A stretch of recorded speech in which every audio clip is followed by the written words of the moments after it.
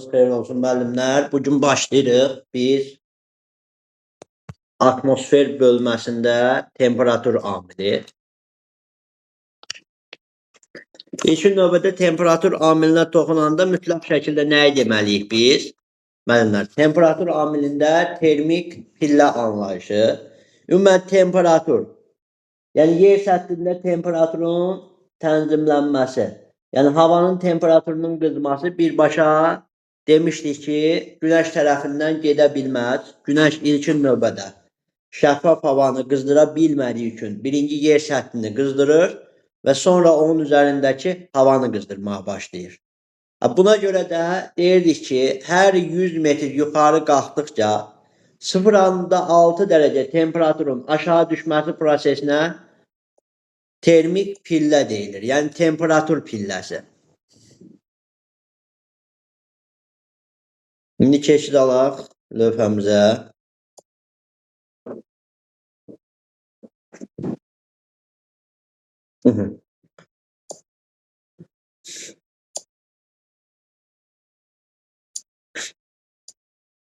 Bəli, termik pillə hər 100 metrdə 0,6 dərəcə temperaturun artmasıdır. Təbii ki, 1000 metrdə bu 6 dərəcə olacaq, tənasibi qursaq. 500 metrdə 3 dərəcə olacaq. Bu prosesləri zaten bilirsiniz. Bir dənə üstündən keçdik. Müəllimlər, belə bir üsul keçmişdik. İzoterm üsulu. İzoterm ümumi şəkildə izotermlər nə deməkdir? Eyni temperatura malik əraziləri birləşdirən əyri qapalı xətlər. Bəzən sizə sual gələ bilər ki, izotermlər xəritədə qeyd olunan zaman hansı metod və üsullardan istifadə olunur? Bu özü xətlər üsuludur. Yadınıza gəlir, ilkin bölmələri keçəndə orada metodla, ikinci bölmənin sonunda xəritələrdən sonra xəritəyə məlumatların daxil edilməsi metodlarını keçmişdik.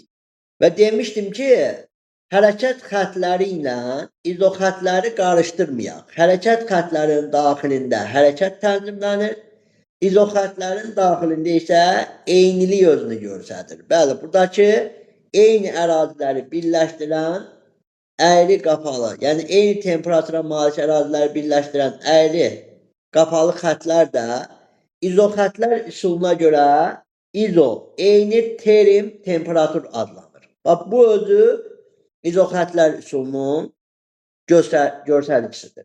İndi, müəllimlər, temperatur amilində belə bir proses. Bəzən Azərbaycanda qarışdırırlar bunu.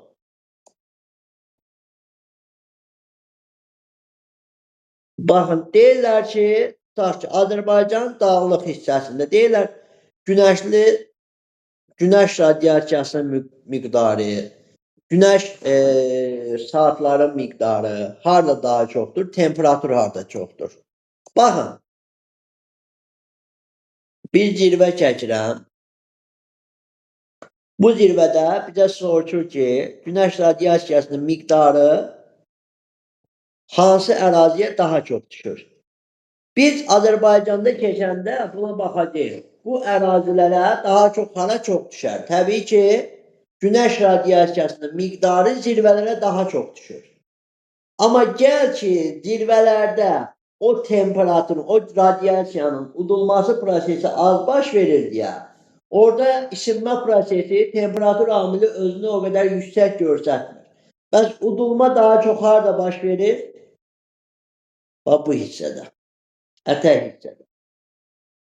Ona görə yer səthinə yaxın hissədə udulma prosesi çox, temperatur çox olur. Zirvə hissələr günəş radiasiyasına yaxın olduğuna görə günəş radiyasiyası zirvə hissələrdə çox, amma udulma prosesi olmadığına görə temperatur aşağı səviyyədə qalır. Bax, bu amili yaddan çıxartmamaq lazımdır. Ona görə də Azərbaycanda Güneş radyasiyasının en çok olduğu yer Naxçıvanın dağlığı, Böyük ve Kiçik Qafqazın dağlıq zonaları nəzərdə tutulur. En çok ise Naxçıvanın dağlığı olacaq. Orada da bəzi proseslərə baxacağıq, tropik havanın təsiri amilindən baxacağıq. Yaxşı müəllimlər, keçid aldıq digər prosesə. Digər prosesimiz nədir? Demək, belə bir amilə toxunacaq. Temperaturda orta sutkalıq temperatur, orta illik temperatur, sutkalıq amplituda, illik amplituda.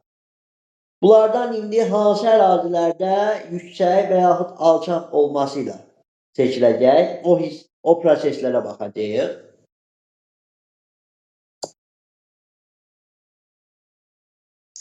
Baxın mənim. Orta sutkalıq temperatur amplitudu nəyə görə daha doğrusu orta sutkalıq temperatur nəyə görə müəyyənləşdirilir? Sutka ərzində 8 ölçməyə əsasən. Bəli, hər 3 saatdan 1, 45 dərəcəlik qövsə əsasən Günəşin 45 dərəcəlik qövsünə əsasən gün ərzində 8 dəfə ölçmə həyata keçirilir. Baxın, tutaq ki, 12:00-da, 9:00, 15:00, 18:00, 6:00 gün ərzində 8 dəfə ölçmələrdən hamısı toplanılır və sayına bölünür. Məsəl üçün deyə bilərik 5, -5, -4, -8, -12, -15, -7, -20,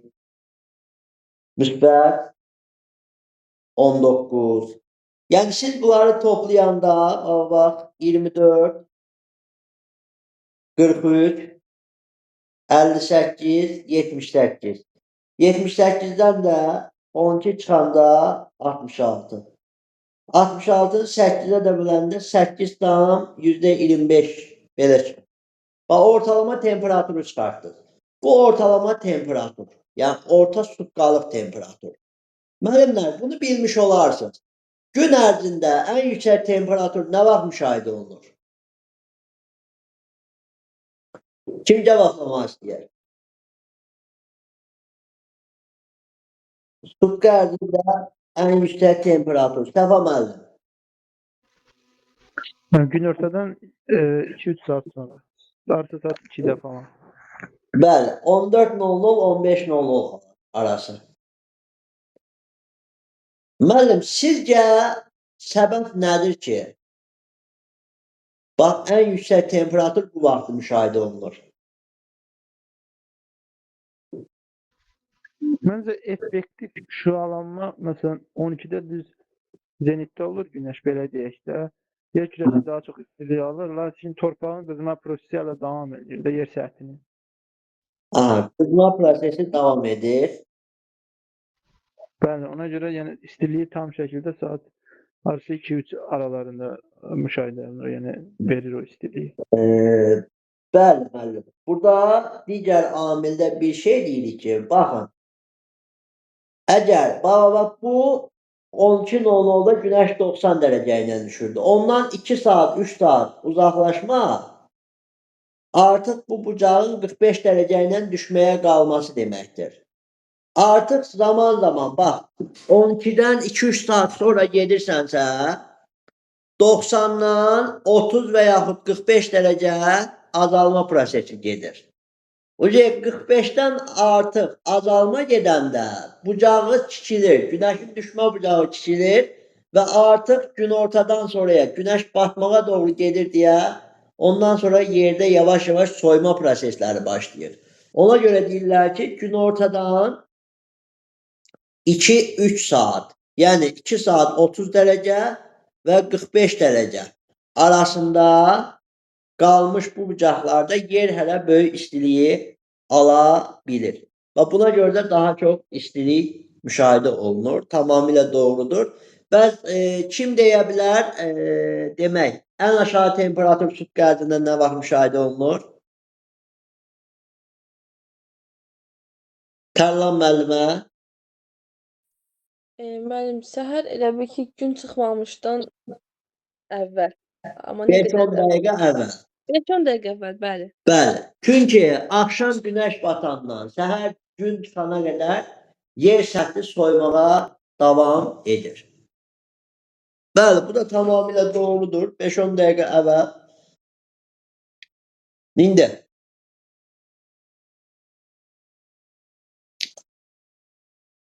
baxaq.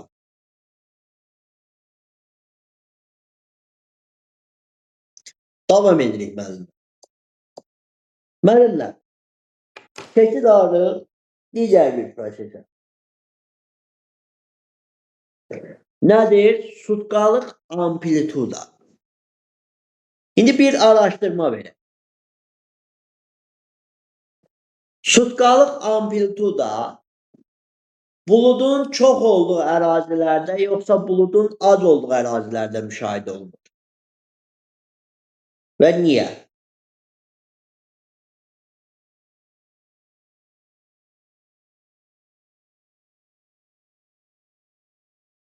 Mən bir də təkrarlaya bilərsiniz. Deyirəm ki, sutkalıq amplituda sizcə buludun çox olduğu ərazilərdə yoxsa buludun az olduğu ərazilərdə müşahidə olunur? Yəni ən yüksək, sutkalıq amplitudanın ən yüksək səviyyəsi. Az olduğu ərazilərdə deyirsiniz, Tərlan müəllimə. İzah edə bilərsiniz müəllimə.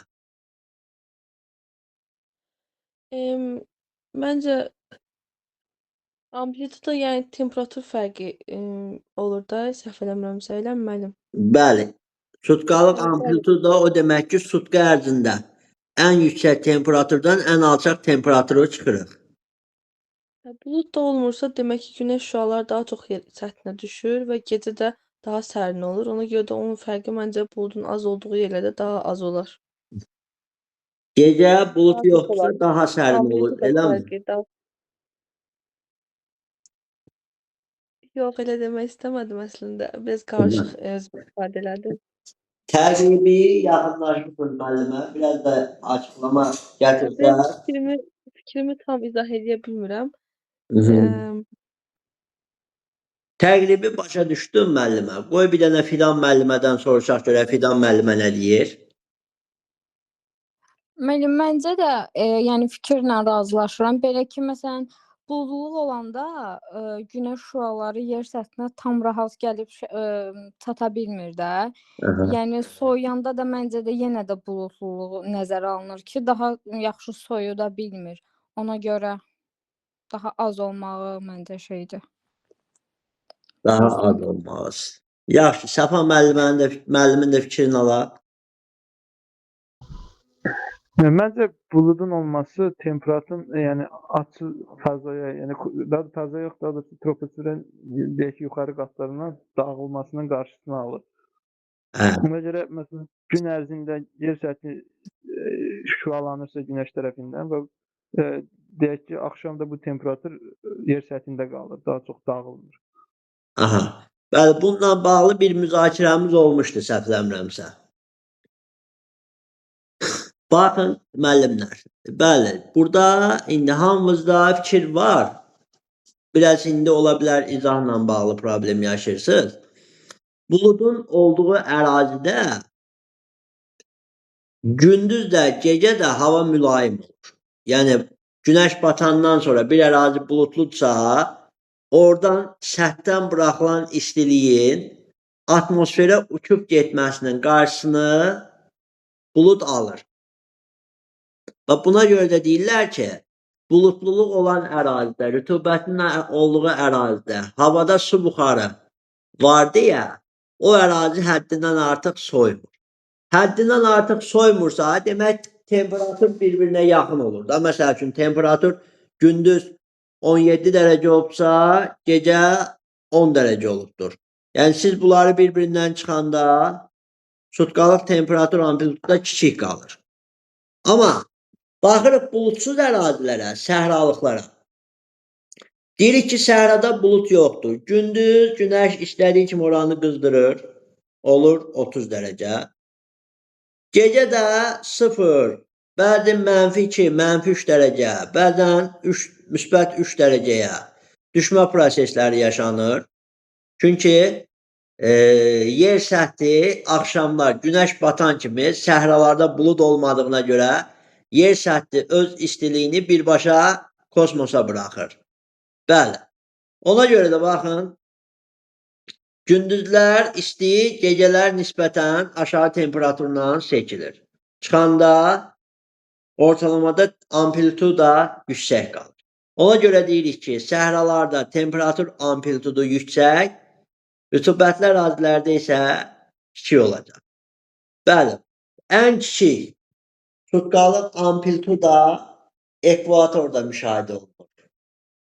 Ekvatorda çünki sutka ərzində maksimum temperatur 30, minimum 25 belə müşahidə olunur axşamlar. Çıxanda da ortaya 5 dərəcə qalır. Yəni bu da onun göstəricisi. Ekvatorda temperatur amplitudu kiçik olur. Çünki bulutluluq çoxdur, temperatur həddindən artıq fərqlənmir. Çıxanda da ortaya kiçik bir amplituda qalacaq.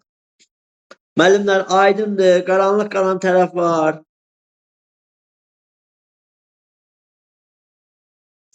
Yoxdur ki. Davam edirik. Müəllimlər, indi keçdik illik amplitudaya. İllik amplituda və yaxud orta illik temperatur.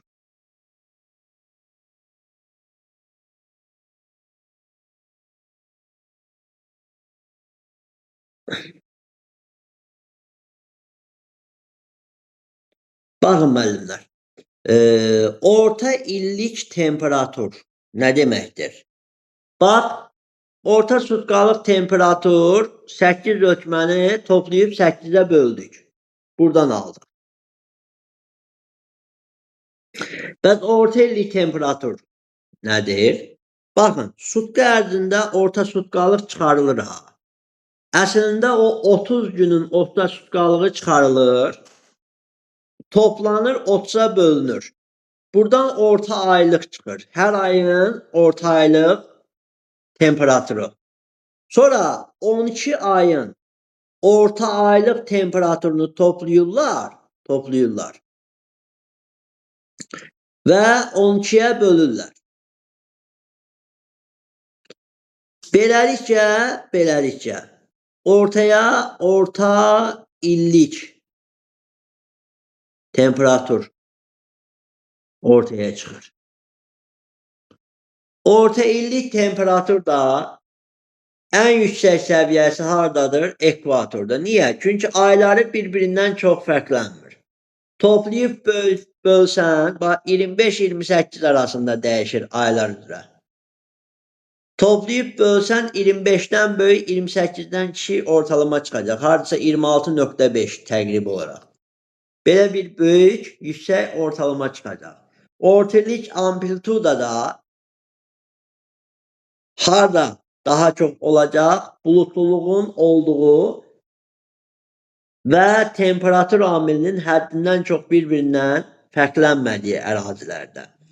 Amma məsələn səhralara baxırsan, səhralarda orta illik amplituda məsələsinə baxsa, daha doğrusu orta illik temperatur amilinə baxsa, ekvatora nəzərən geri qalacaq. Özü indi normada ekvatora yaxındır, amma quraqlıq olduğuna görə bəzi aylarda temperaturun aşağı düşməsi, məsələn tropik səhralarında, ekvatora nəzərən orta illiyin aşağı düşməsinə şərait yaradacaq. Və orta illiyi ən aşağı olan haralardır? Təbii ki, Arktika və Antarktida. Mənfi temperaturlar orta illiyin də mənfi çıxmasına şərait yaradacaq və bu aşağı orta illik temperatur müşahidə olunacaq. Bu da bizim orta illiyimiz. Qaldı illik amplituda. Müəllimlər, sutkalıq amplituda dedik ki, səhralarda müşahidə olunur. Və sutkalıq amplituda əsasən ən yüksək yeri tropik iqlimin səhralarıdır.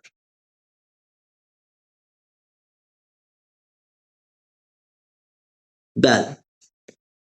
Tropik iqlimin səhraları. İndi fikir verin müəllimlər. İllik amplitudanın çox olması üçün elə bir ay seçməlisən ki, yəni 12 ayın içində yüksək olması ilə seçilən və aşağı olması ilə seçilən olmalıdır ki, sən ən yüksəkdən ən aşağını çıxanda ortaya sənə 50 dərəcə versin. Bax, bunu göstərməlidir. Yaxşı, bu hansı ola bilər? Bu hara ola bilər ümumən? Hansı iqlim qurşağında hansı ərazi ola bilər? Bax, buradan bir amil çıxardacağıq. Birinci növbədə müəllimlər, bunun yay ayları bu qədər yüksək temperatura qalxırsa, qış aylarında bu qədər mənfiyə qalxırsa, mənfiyə düşürsə, sizcə bu ərazi bulutludur yoxsa bulutsuz ərazidir?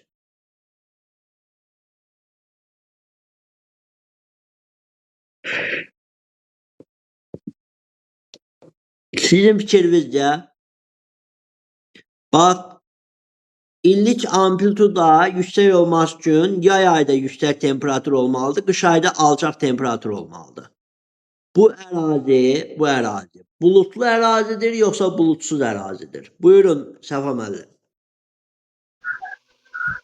Bulutsuz ərazidir məncə. Necə ərazidir müəllim? Bulutsuz. Bulutsuz. Müəllim, sizcə hara ola bilər? Mən 35-15-i deyirsiniz də. Bəli. Yəni bu Qazaxıstan çöllərinə də oxşayır, belə deyək də, Mərkəzi Asiyaya. Hələ Mərkəzi Asiyadır. İndi oradakı prosesləri başa salaq, məntiqini başa düşək görək. Nə baş verir ki, belə bir proses yaranır. Baxın müəllimlər, ümumi şəkildə belə bir prosesə biz diqqət eləməliyik. Nədir o proses?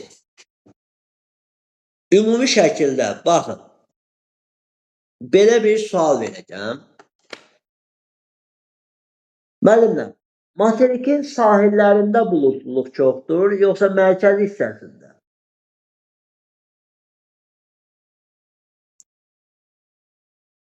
Sizin fikrinizcə.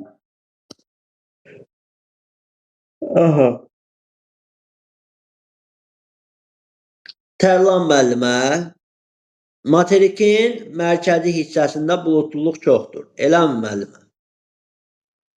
Bəli, müəllim, mərkəzdə də bulutluluq daha çox olmalıdır. İndi gəl müəllimə. Yaxşı, bunu demirsən, bir aydınlığını gətirək, görək həqiqətən də elədimi? Müəllimə, bulut nədən yaranır? Bulut suyun buxarlanmasından. Bəli. Və su buxarı atmosferə hardan daxil olur? Atmosferə, nəm çaylardan, göllərdən. Gəl belə deyək də, axarlı çaylarda buxarlanma çox gedə bilərmi? Axarlı çaylarda yox, durğun sularda daha çox buxarlanma gedər. İndi yaxşı, göllərdə bu qədər buxarlanma gedə bilərmi? Hə, yox. Yox, gedə bilməz. Onda bizə hara qalır? Hə, quru ərazilərlə mi daha çox? Okeanlar. Okeanlar, hə. Bəli, o okeanları qoymuşuq kənara. Hə, müəllimə? Bax, siz özünüzü alışdırmalısınız hər tərəfli düşünməyə. İnşallah düşünəsiniz. Biraz sadəcə. Sualı verəndə çalışın hər tərəfli düşünməyə çalışın. Onda coğrafiya sizin çox sadə formaya gələcək. Baxın. Bəli. Mən bilirsiniz nə ilə qarışdırdım. Mən bugün oxuyanda o bulutluluq deyirik ki, ekvatorial ərazidə buludun qalınlığı.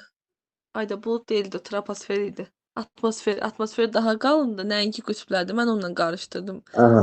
O yer Klima cəzb etməklə əlaqədar bir proses Hə, idi. onunla Bəli. əsaslandırmağa çalışdım, amma səhv eləmişəm. Bəli, Ay, sualınızı indi diqqətlə baxın, dinlədim. müəllimə. Okeanlardan daxil olur su buxarı bizə. Təbii ki, okeandan daxil olan su buxarı materiklərin kənar hissələrinə daha çox bulut yaradacaq da, düzdür? Bəli. Yağıntı materikin kənar hissələrinə düşəcək. İndi baxın, sahildən içəri doğru hərəkət etmək istəyən bulut səthin üzərindən keçdiyinə görə qızmağa başlayacaq. Qızıb, daha da genişlənib, yağıntı vermək qabiliyyətini itirəcək.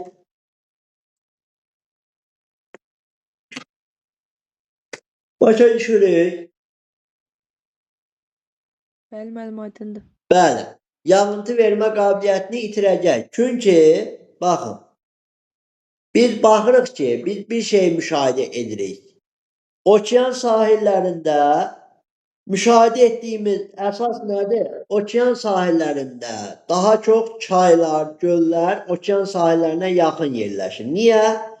Çünki okeandan gedən buxarlanma nəticəsində böyük su dövranı ilə daha çox sahillərə təsir göstərir və sahildə şirin sulu göllərin yaranmasına şərait yaradır. Bir də çayların təbii ki, yaranmasına şərait yaradır. Bəli, buna görə deyirik ki, sahil hissədən uzaqlaşdıqca səth effekti ilə nə baş verəcək? Havada quru hava formalaşmağa başlayacaq. Yaxşımı?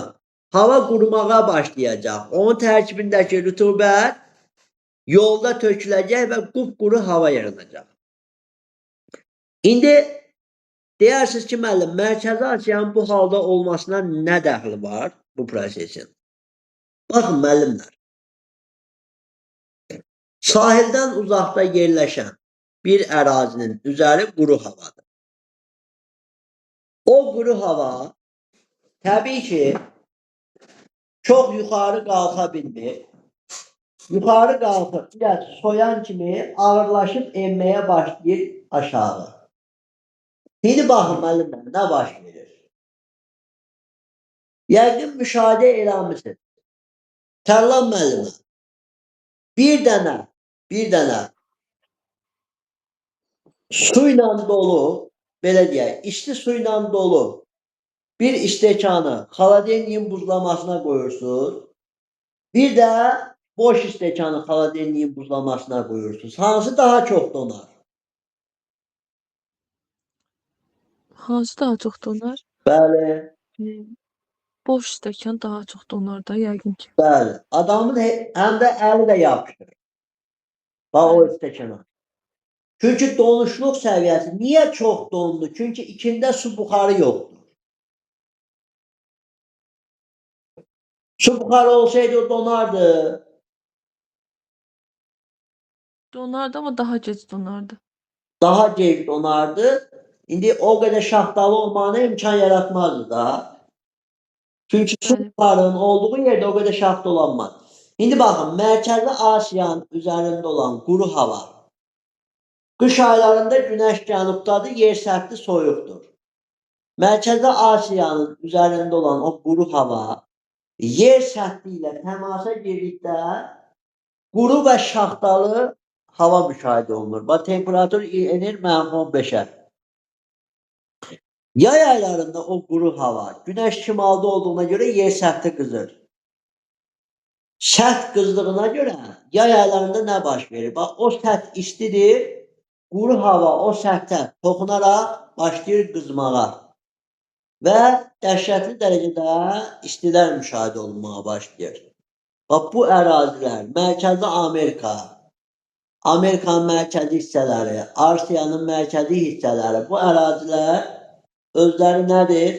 Bax, belə bir -35, -15 şəkildə temperaturlar müşahidə olunur ən isti ay, ən soyuq aylarında və bunları bir-birindən çıxanda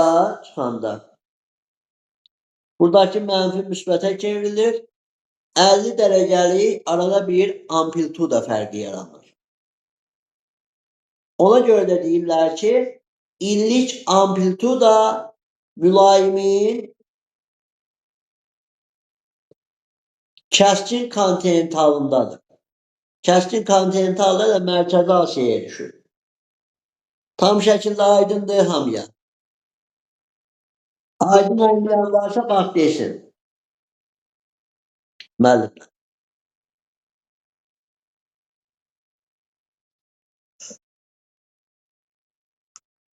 Var kimdəsə aydın olmayan. Yoxdur ki.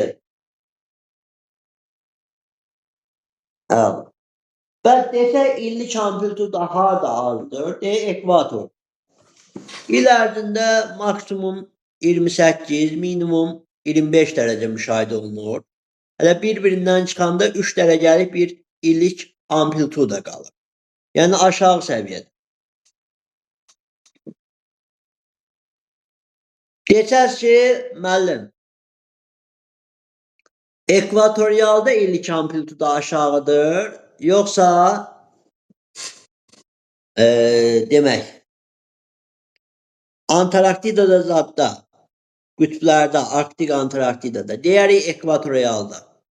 Çünki Antarktidada ən azından yay qışa görə bir 10 dərəcə, 12 dərəcə arada fərq yaranır. Amma ekvatorialda cəmi 2-3 dərəcəlik bir arada fərq yaranır.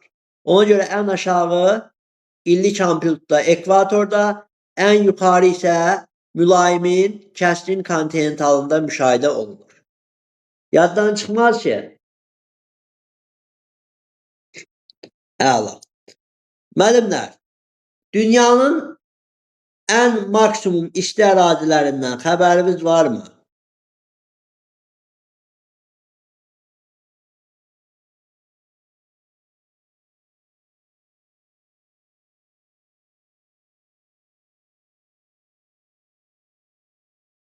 Yəqin ki, yoxdur. Kiminsə yadındadırmı? Maksimum istilik. Səfa müəllim Tripoli dedi. Fidan buyur. Müəllim, İranda bir çöl var idi, maksimum. Oradakı deyir, hətta daşlar da istidən qaralmışdı. Ora. Dəşt-Lüt səhrası. Bəli, bəli. Hə, o səhranı hələ tam təsdiqləməyiblər, amma götürülə bilər, bəli. Demək, ən çox Tripolidə hələ ki götürülən, düzdür, o dəyişiklik olmalıdır bu il, Dəşt-Lüt. Orada 70 dərəcəyə yaxın istilik var. Təqribi olaraq belə deyirlər. Ondan sonra bax Tripoli. Tripoli, Liviyanın paytaxt ərazisi və Liviyada yerləşən səhra. Tripolidə istilik 58.2 dərəcədir. Sonra ABŞ-da, ABŞ-ın ən alçaq nöqtəsi hara idi müəllimlər? Kim yadındadır? Şəfa müəllim. Ölüm dərəsi müəllim. Bəli, ölüm dərəsində 56.1 dərəcə istilik müşahidə olunur. Bəli, bu ərazilər var. Sonra ən soyuq yerlərdən biri Fuji günbədində 2016-cı ildə müasir dövrdə Yapon səyyahları -91.2 dərəcəlik bir temperatur müşahidə ediblər. Sonra Vostok stansiyasıdır, -89 dərəcə. Sonra var Oymyakon ərazisi -71, Grenlandiyanın özündə -70 dərəcə. Yəni bunlar indi dedim, düzdür, bunlar vaxtı ikisidir. İndi bunları əzbərləyib testlərdə baxırıq zaten. Amma yenə də dedim. Müəllimlər, temperatur amilindən nəsə başa düşülməyən bir şey varmı? Xeyr mi? Yoxdur. Müəllimlər, temperatur amilində bir şey deyəcəm sizə. Radiasiya inversiyası deyilən bir şey var. Tropik səhralarda baş verir. O da nəyə görə baş verir? Radiasiya inversiyası. Bax, bulutluluq həddindən artıq aşağı olduğuna görə, yəni bulutluluq olmadığına görə. Axşamlar yer səthi birdən-birə istiliyini buraxır. istiliyini buraxdığına görə tez şəkildə səhralarda soyma prosesi müşahidə olunur. Və buna deyirlər radiasiya inversiyası. Radiasiya birbaşa tez şəkildə, sürətli şəkildə kosmosa daxil olaraq öz istilik balansını itirir. Bu öz yerində. Keçid alırıq müəllimlər. Nəyə? Bizdə digər bir proses təzyiq amilidir. Ümumən müəllimlər, təzyiq nə deməkdir? Təzyiq anlayışı. Deyə bilərsinizmi?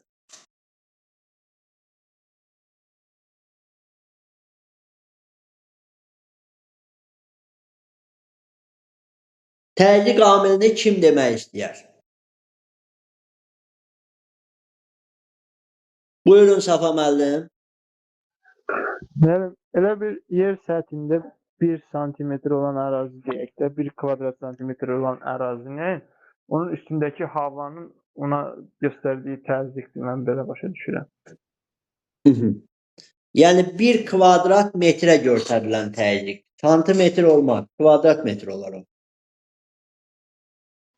İndi santimetr çox kiçik ərazidir da. 1 kvadrat metrə göstərilən təsirə, yəni atmosfer havasının 1 kvadrat metr yer səthinə göstərdiyi təsirə təzyiq deyirlər. Yəni ümumən təzyiq deyəndə təsir başa düşün. Təsir. Bəli. Təzyiq, təsir. Bəli. Adicə, məsəl üçün, bir-birimizə etdiyimiz təsir özü bir təzyiqdir. Amma atmosfer təzyiqi deyəndə havanın yer səthinə və bizə göstərdiyi təzyiqdən söhbət gedir. Bu da nə ilə əlaqədardır? Atmosferi bizim ətrafımızda saxlayan nə idi? Hansı qüvvə idi atmosferi bizim ətrafımızda saxlayan?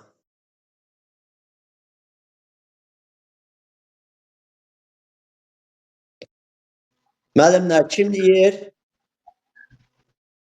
Bəli, cazibə qüvvəsi, nüvənin cazibə qüvvəsi.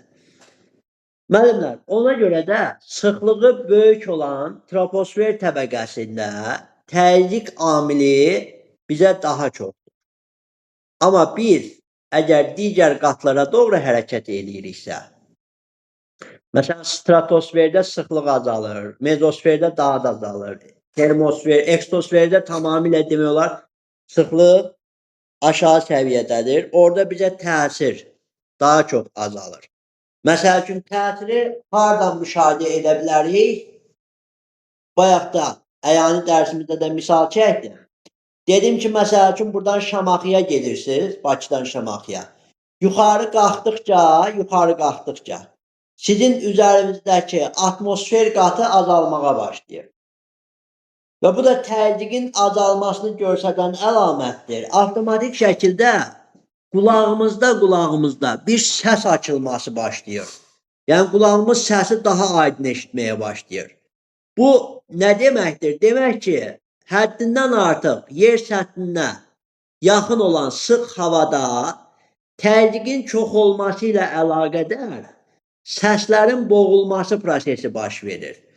Ona görə də biz bəzən o səsləri həddindən çox, yüksək sürətlə, yüksək səslə eşidə bilmirik. Amma yuxarı çıxanda təzyiq azalır, sıxlıq azalması müşahidə olunur, yəni hava təbəqəsi öz sıxlığını azaldır və bu sıxlığın azalması ilə əlaqədar belə bir proses baş verir. Səs daha tez, yəni daha yüksək şəkildə, daha sərbəst şəkildə hərəkətə başlayır. Və ona görə də biz səsi daha yüksək bir səslə eşidirik, yəni yüksək bir proseslə, tezliklə eşidə bilirik o səsi. O da bizə göstərilən təzyiqdən asılıdır. Məsəl üçün, təzyiq amilində şaquli təzyiq var, bir də üfüqi təzyiq var. Şaquli təzyiq nədir? Yer səthindən yuxarı qalxdıqca azalma, təzyiqin azalması prosesidir. Niyə azalır? Baxaq bunun səbəbini araşdıraq. Müəllimlər, sizcə bax şaquli təzyiq yer səthindən yuxarı qalxma prosesi zamanı meydana gəlir. Səbəb nədir ki, biz yer səthindən yuxarı qalxdıqca təzyiqin azalması prosesi baş verir.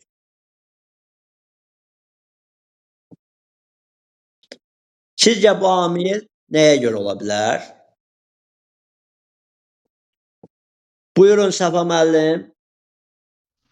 Atmosferin sıxılığı azalır mənim ona görə. Sıxlığı azalır, bizə göstərilən təsir azalmağa başlayır bu zaman. Düzdürmü? Bəli. Eyni zamanda bizim üzərimizdəki atmosfer qatının qalınlığı da azalmağa başlayır mı müəllim? Bəli. Bax üzərimizdə 5 dənə qat var. Bir, yuxarı qalxırıqsa o qatların nə baş verməyə başlayır?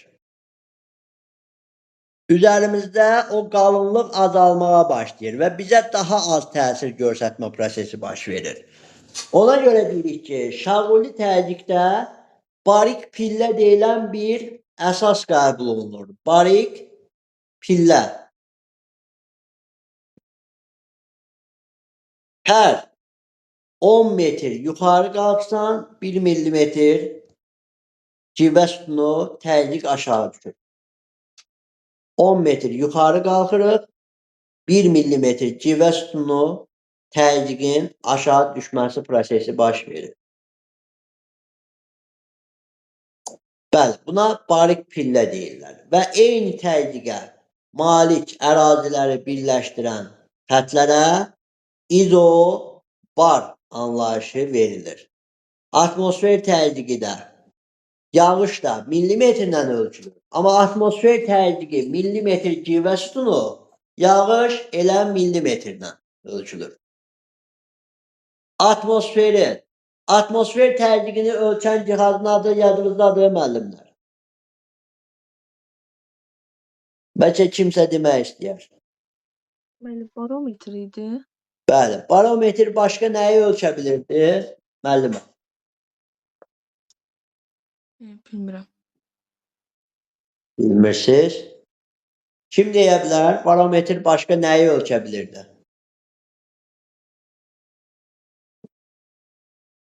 Yaxşı yada salın.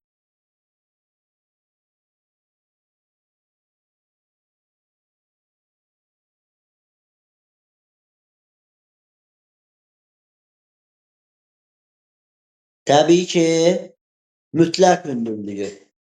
Müəllimlər, mütləq hündürlük hardan ölçülür? Dəniz səviyyəsindən. Bəli, 0 metr. Dəniz səviyyəsindən ölçülür. Dəniz səviyyəsində normal atmosfer təzyiqi nə qədərdir, müəllimlər? Bilən varmı?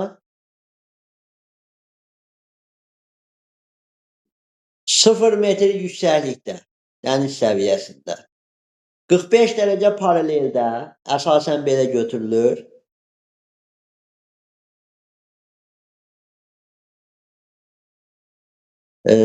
Kimsə ora nəsə yazdı, görə bilmədim müəllimlər. Bir dəqiqə baxaq görək, orada nə idi elə görə bilmədim mən.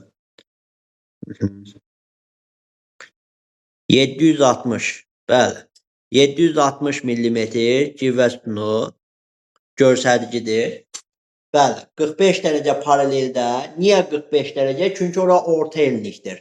Temperatur lap həddindən artıq üst səviyyədə, lap da aşağı səviyyədə olmur.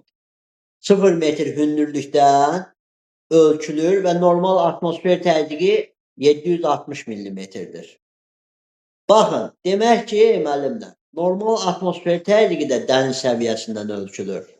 Mütləq hündürlük də dəniz səviyyəsindən ölçülür.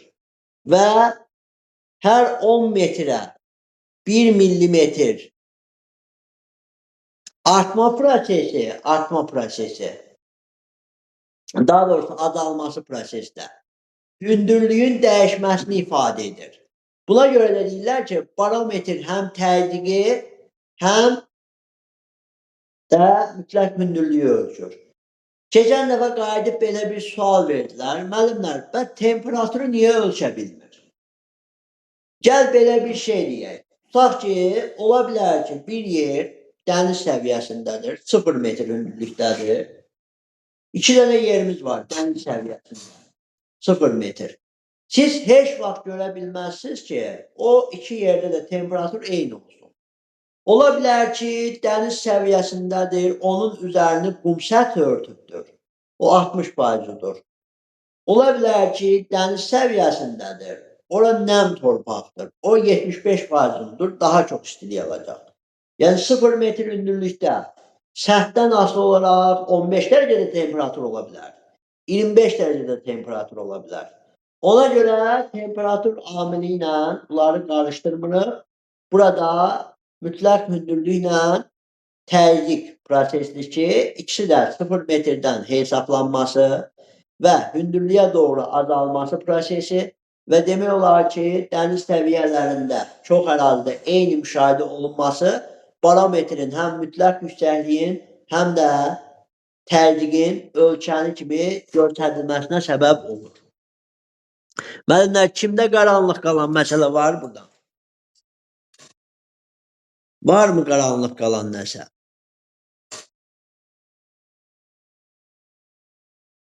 İnşallah ki, yoxdur. Əla. Müəllimlər, davam edirik. Təzyiq amilində. Bu bizim Şağuli təzyiqimiz idi. Yuxarı qalxdıkca üzərimizdəki qatlar azalır, sıxlıq azalır. Ona görə təzyiq də azalır. Barik pillə və izobarlar eyni təzyiqi birləşdirən ərazilər.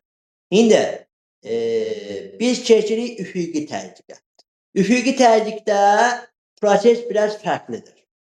Burada dinamika, termika amilləri var ki, onlar daha çox əzbərlənilir. İndi düzdür, əzbərləsəz də problem olmaz, amma çalışacağım ki, əzbərləməyəsiniz. Məntiqi yadda saxlayasınız. Sabah uşaq məsəl üçün deyər ki, müəllim, niyə dinamik, niyə termik?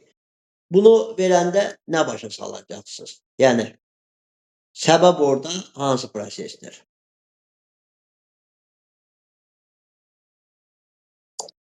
Baxın müəllim.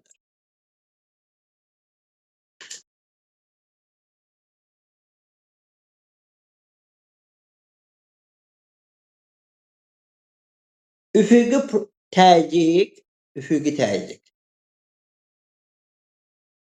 Yerin enlikləri üzrə nəzərdə tutulan, yəni yer səthi üzrə nəzərdə tutulan təzyiqdir.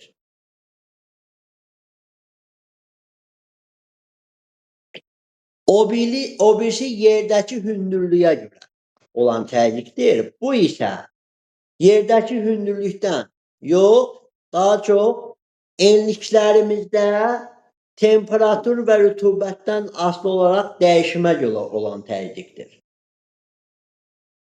Desəz ki, müəllim, temperatur və təzyiq nə mənada?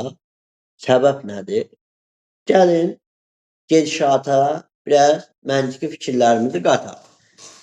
Müəllimlər, indi biz daimi təzyiq qurşaqlarından danışacağıq. Yəni, bu üfüqi təzyiqi daha çox özündə birləşdirir. Belə bir proses deyək. Müəllimlər, bax, bir ərazi isti olması ilə seçilir. Sizcə orada hansı təzyiq formalaşar?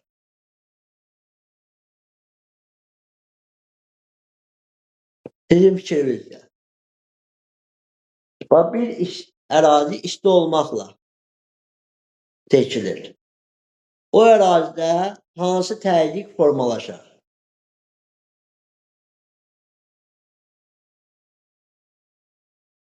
Bir təzyiq sahəsi olaraq hansı təzyiq formalaşa bilər? Qoy bunu Sərmayə müəllimə ilə gedək. Sərmayə müəllimə eşidirsiniz məni? Müəllimə. Fikir verin müəllimə. Diqqət. Bax, Sərmayə müəllimə. Bir ərazi istidir. Düzdür? Hava işinən zaman nə etməyə başlayır? hava içilen zaman ne etmeye başlayır? Bəli. Sıxılmağa və Hava isinən zaman sıxılır sizcə? təbii sıxılmağa və genişlənməyə başlayır mənim Bax, aklımda. bax, müəllimə, normalda dəmiri soyuq halda niyə əymək çətin olur? Sıxlığı çox olur çünki. Bəli. Amma istidən kimi əymək asanlaşır. Niyə? Genişlənməyə məruz qalır. Eyni zamanda hava da bu prosesdir. Müəllimə, qızan hava genişlənməyə və öz çəkisini itirməyə başlayır. Bəli. Öz çəkisini itirən hava yer səthindən uzaqlaşmağa başlayacaq.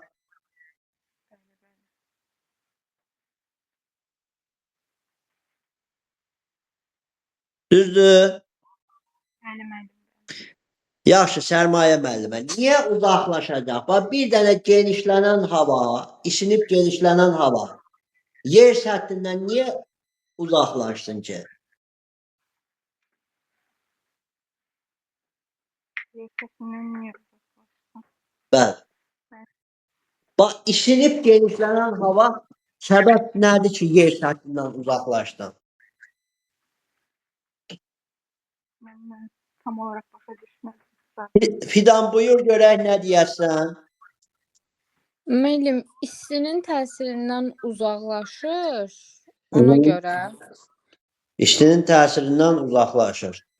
Bildiyi istinin təsiri, indi istinin təsir göstərir ona, o genişlənməyə məruz qalır. Düzdür? bəli, bəli. Ay sağ. İndi isti bildik təsir göstərəndə bu çəkisini itirir və uzaqlaşmağa başlayır.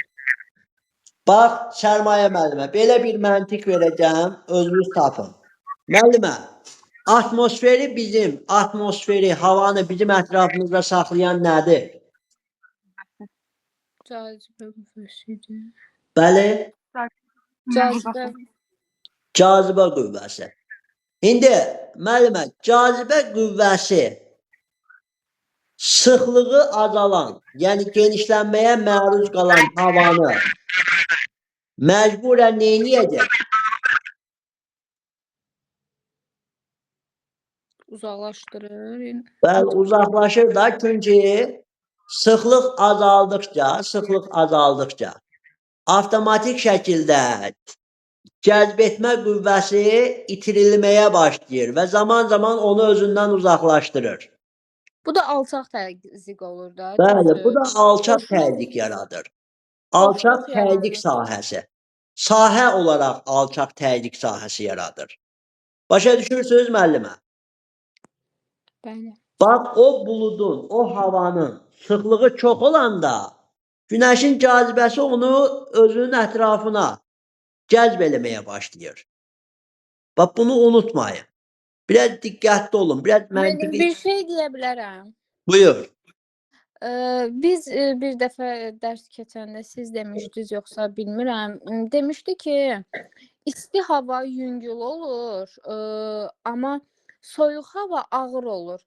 O belə ola bilər ki, soyuq hava olan ərazilərdə təzyiq, soyuq, sərin hava çökür deyə yüksək təzyiq olur, amma isti hava yüngül olduğu üçün qalxır, alçaq təzyiq olur. O Bəli. belə ola bilər. Bəli, ona görədir. İndi gəlirəm ona. Sadəcə məntiqini başa düşməyimiz lazımdır. Yəni, yerin bir havanı daha çox qızdırması prosesində həmən hava genişlənir, isindiyinə görə genişlənir, çəkisini itirir və yüngülləşir. Yüngülləşən hava artıq cazibə qüvvəsindən uzaqlaşmağa başlayaraq qalxır yuxarı. İndi bu hava yuxarı qalxırsa, yerə təsir göstərmə prosesi azalacaq. Ona görə alçaq təzyiq. Baxın, amma bir hava gedir yuxarıda, soyuyur, sıxılmağa məruz qalırsa, avtomatik şəkildə sıxılması ilə əlaqədar cəzb etmə qüvvəsi də aktivləşir və yerin cazibəsi onu zaman özünə doğru çəkməyə başlayır və o aşağı enir. Aşağı enəndə də o soyuq hava yerə təsir göstərir. Bax, yerə təsir göstərir deyə avtomatik yüksək təzyiq yaranır. Sərmayə müəllimə aydındır. Bəli müəllim. Əla.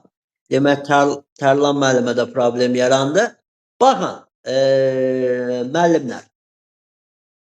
Belə bir sual verə bilərsiniz ki, ay müəllim, yuxarıdan gələn o soyuq hava ki var, ha deyirsiniz. Yuxarıdan gələn o soyuq hava ki var. Bizdə quraq ərazilərdə müşahidə oluna bilər də. Deyək ki, hə, oluna bilər. Bəs necə olur ki, soyuq hava quraq əraziyə gələn zaman o soyuq hava dönüb isti havaya çevrilir? Bax, bunun səbəbi nə ola bilər? Bunu araşdıracağıq və təzyiq qurşaqlarını tam formata gətirəcəyik. Bax, müəllimlər, yuxarıdan enən soyuq havanın aşağı doğru gələn zaman isinməsi prosesi nə ilə əlaqədardır? Bu sualı kim cavablandıra bilər?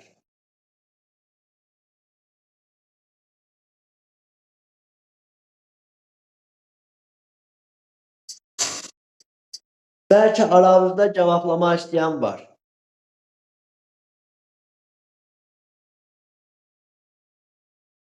Mənim sualı bir də təkrarlaya bilərsiniz? Deyirəm ki, yuxarıdan gələn soyuq havanın bəzi ərazilərdə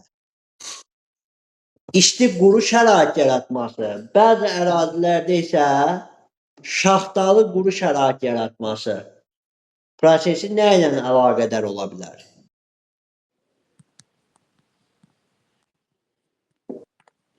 Müəllim, isti quru əraziyə gələndə bir də soyuq.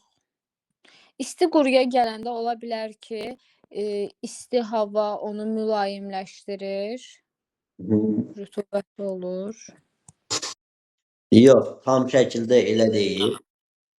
Bəlkə kim müəllimlər müzakirəyə getmək istəyər bununla? Fidan, davam elə görək.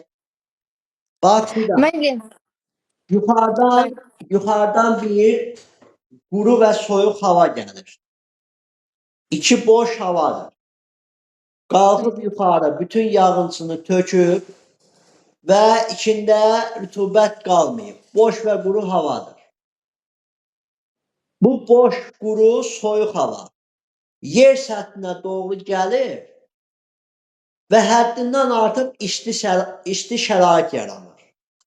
Bu isti şəraitin yaranmasına səbəb nə ola bilər?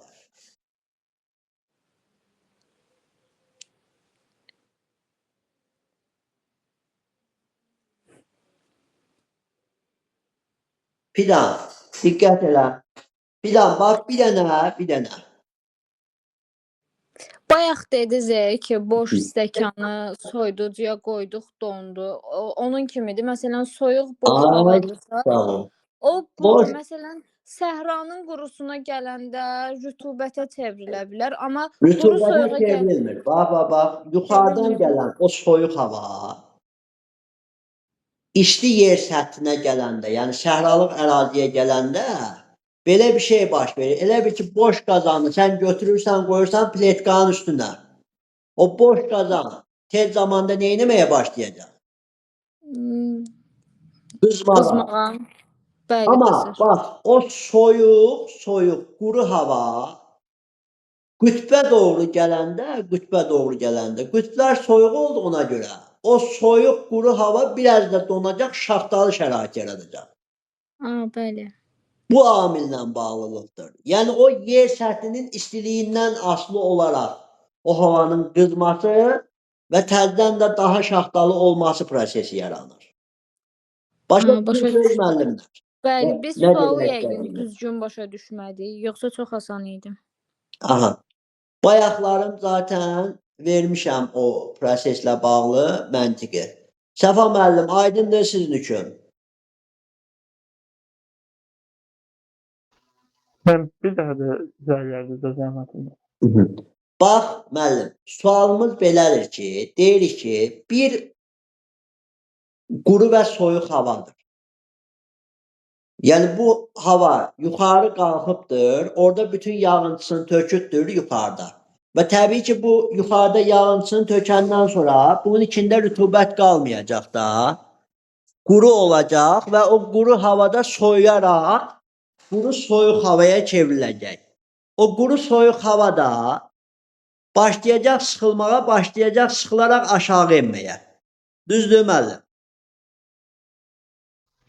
Bəli. Şimdi bax, o quru soyuq hava, deyirik ki, quru soyuq hava necə olur ki, birdən-birə həddindən artıq istiyə çevrilir. Və yaxud birdən-birə həddindən artıq şaxtaya çevrilir. O da yer səthi ilə bağlıdır. Baxın, o quru soyuq hava, bax fikirləş ki, bir dənə donuşluqdan boş qazan çıxartmısan, buzlamadan. O boş qazanı götürüb qoymusan pletkanın üzərinə, boş şəkildə. O tez zamanda qızmağa başlamayacaq. Bəli. İndi o boş qazanı, soyuq boş qazanı götürüb təzədən buzlamaya qoyanda o daha da şaxtalı, daha da soymuş bir qazana çevrilməyəcək. Bəli. Ay onda demək ki, yuxarıdan gələn quru, soyuq hava isti yer səthinə təmas eləyəndə həddindən artıq isti prosesi müşahidə olunur. Soyuq yer səthinə təmas eləyəndə həddindən artıq şaxtalı hava müşahidə olunur.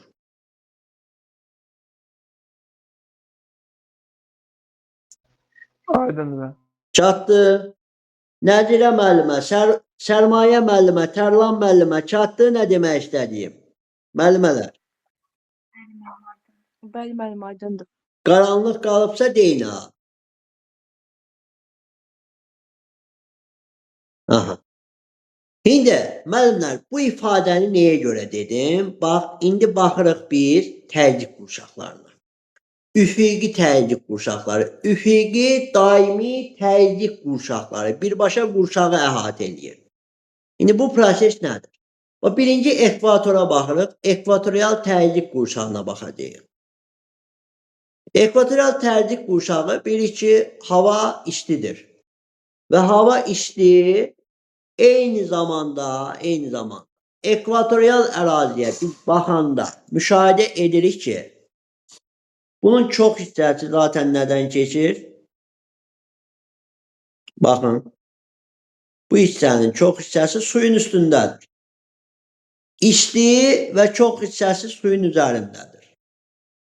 Baxın, demək ki, ekvatorial hava kütləsində yetərincə temperatur amili də var, yetərincə su buxarı da var.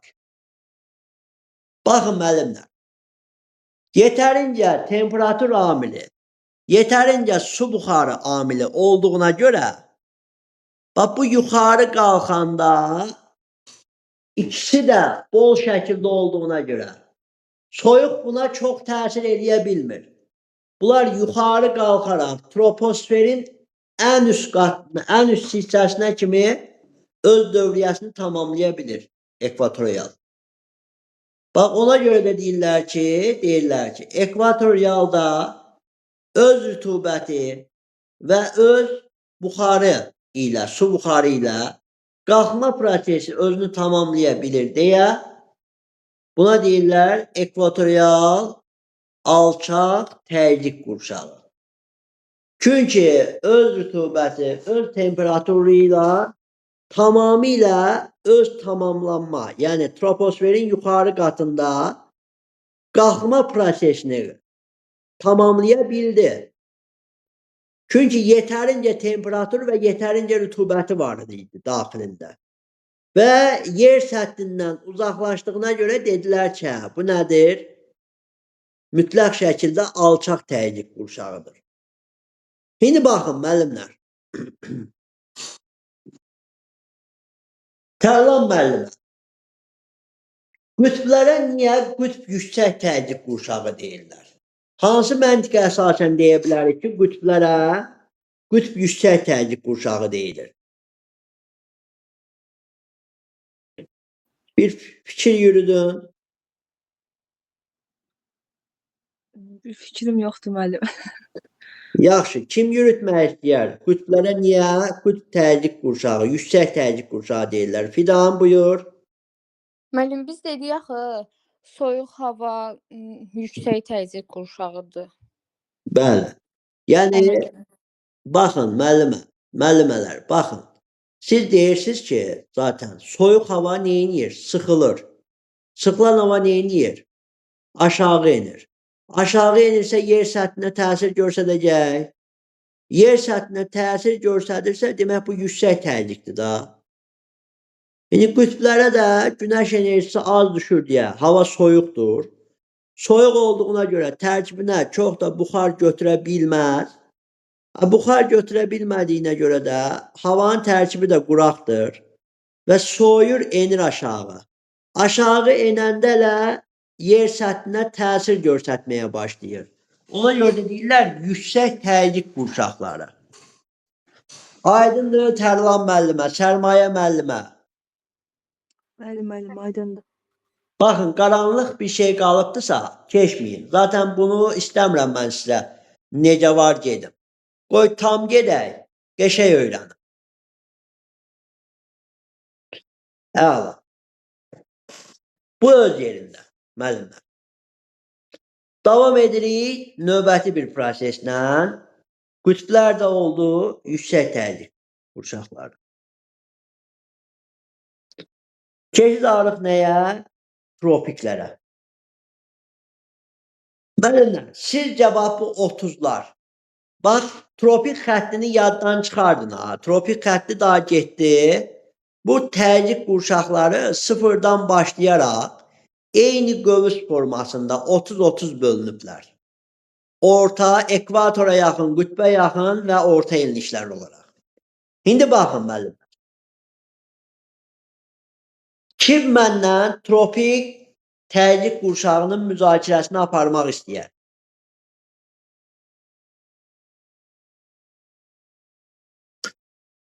Baxaq görək tropik təzyiq qurşağının müzakirəsini kim aparmaq istəyər?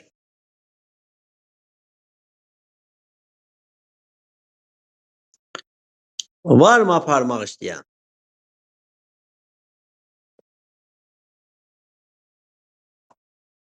Yoxdur.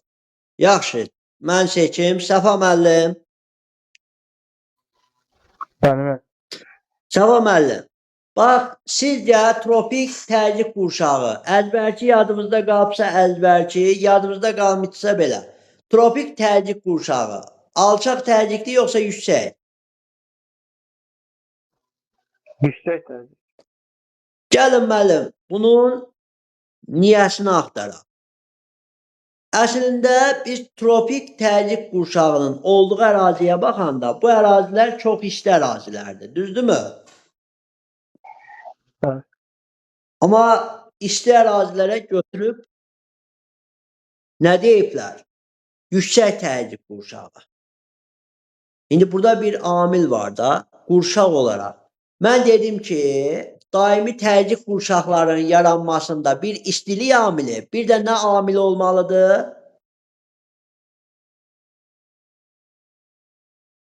Rütubət amili olmalıdır, müəllim. Rütubət. Bax, belə bir şey fikirləşək də, müəllim. Bir dənə qaynar istəkan, elə bilin ki, bir istəkanı isitmişsiniz və isitdikdən sonra onu götürüb elə pramoy qoymuşsunuz buzlamaya. O tez donmaya məruz qalacaq, yoxsa gec donacaq?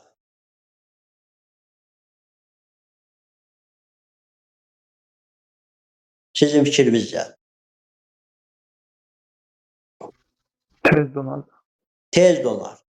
Nəyə görə tez donacaq? İki boşdur ona görə. Amma siz o istəkanın içinə götürün, qaynar suyu tökün qoyun. Onun donması prosesi gecişəcək. Bu nə amilini göstərir? Yəni bu onu göstərir ki, ümumi təzyiq qurşaqlarında tək istinin olması yox, onun yuxarı qalxması üçün su buxarının olması da önəmlidir. İndi baxın biz 30'ların yerinə baxırıq. Bax 23.5'in üstləri 30'lar. Baxın.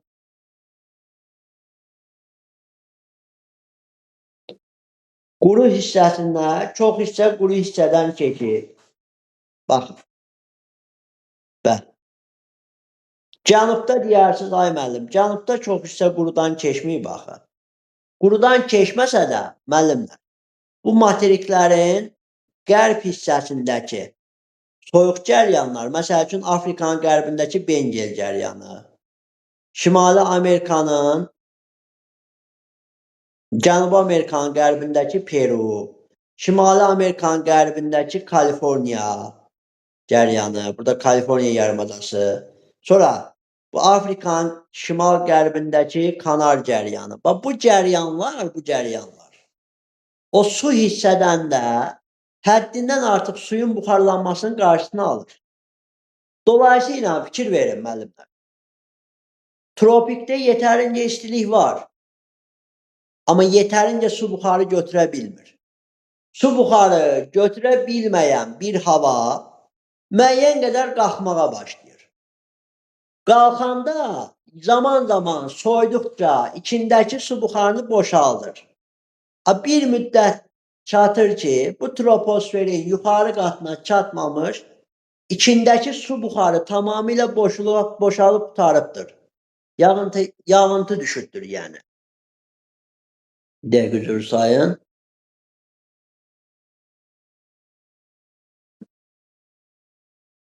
Müəllimlər, biraz problemimiz yarandı. Hamı eşidə bilir məni.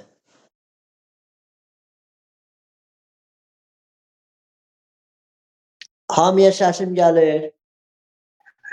Bəli. Əla. Hə, müəllimlər, indi fikir verin, görün nə baş verir. Yəni, tropik qalxan havada rütubət çatışmazlığı olduğuna görə o bir müddətdən sonra daxilinə götürdüyü müəyyən miqdarda rütubəti yağış kimi verir.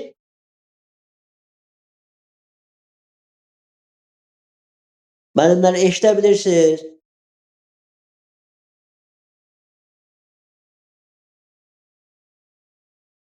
Müəllimlər, eşidə bilirsiniz məni. Mən bir səsiniz qırıq gəldi, nəsə gəlmədi yaxşı. İndi? İndi normaldır. Aha. Baxın, müəllimlər. Yəni, tropikdə isti hava var. Qalxır hava. Amma gəl ki, havanın içərisində istənilən qədər rütubət olmadığına görə bir müddətdən sonra həmən havada su buxarı azaldığına görə avtomatik şəkildə o yarıya kimi qalxır, troposferdə öz dövriyyəsini tamamlamamış, soyaraq yerə enməyə başlayır. Bax, ona görə də deyirlər ki, hə, demək tropikdə alçaq təzyiq yarana bilməz. İsti olmasına baxmayaraq, troposferdə öz dövriyyəsini tamamlamaq üçün onun rütubəti çatışmır. Bəli, buna görə də, baxın, fikir verin, bu yarıya qədər qalxır tropiklərdə. Birazdan su buxarı kifayət etmir, doğru enməyə.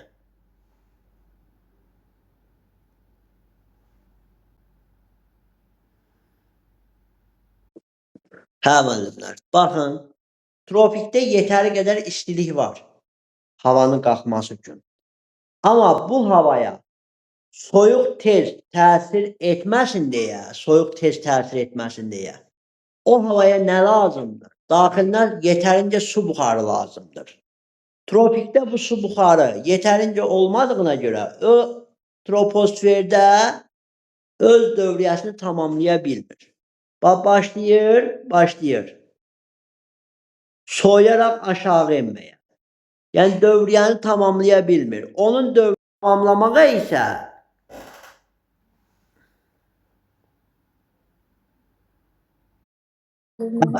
müəllim, Bəli. Dediyim kimi, Bəli, eşidirik. Baxın, tropik ərazidə istilik yetərincə var, amma gəl ki, rütubət çatışmamazlığı yaranıb. Rütubətin olmadığına görə o qalxan isti hava rütubət çatışmazlığına görə troposferin yuxarı qatında öz dövriyyəsini tamamlaya bilmir. Məcbur olur ki, tərkibindəki yağıntı bitdikdən sonra sıxılaraq aşağı doğru enməyə başlasın. Bəli, sıxılaraq aşağı doğru enməyə başlasın. İndi bu da soyuyub sıxılaraq aşağı doğru enirsə, yüksək təzyiq qurşağı formalaşdırır.